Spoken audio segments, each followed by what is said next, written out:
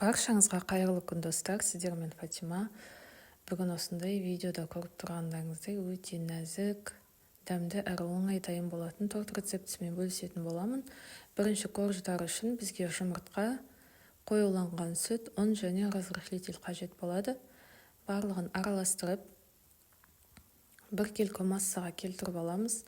Өте сұйық емес, өте қою емес, қоймалжың түрде болады.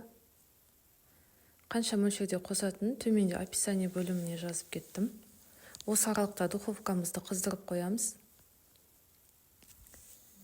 Пергамент қағазды төртке бөліп, дайын болған қамырымызды осындай 22 сантиметрлік диаметрі формаға осылай дөңгелек пішінге келтіріп аламыз.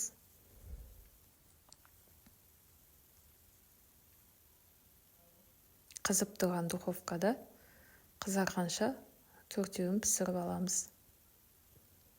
Міне біздің корждарымыз да дайын болды.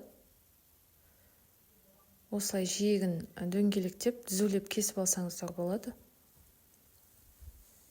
Енді кремін дайындауға кірісеміз. Бізге крем үшін 33% сливки және қойылған сүт қажет болады. Кремін дайындамас бұрын бұларда осы заттарды мұздатқышта кемінде 15-20 минутқа қойып алсаңыздар, кремдеріңіз керемет шығады. Миксермен 5-10 минут осылай қою әдемі крем болғанша араластырамыз. Осылай арасында қарап тұрамыз. Крем өз формасына келгеннен кейін бірден тоқтатуыңыз керек. Өйткені әрі қарай миксерлей беретін болсаңыз, ол крем өз формасын жоғалтып, бір сарымай сияқты болып қалады. Енді корждарды жинауға кірісеміз. Қалған сгущенкамызға қайнаған су қосып, осылай пропитка жасап аламыз. Әр коржға пропиткасын жағып, теңдей етіп крем жағып, осылай тегістеп аламыз. Көріп тұрғандарыңыздай өте оңай.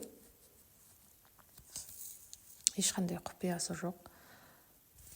Өзіңіз қалаған оформлениеңізді жасауыңызға болады. Әртүрлі жемістер қойып, мен осындай кокосовый стружка септім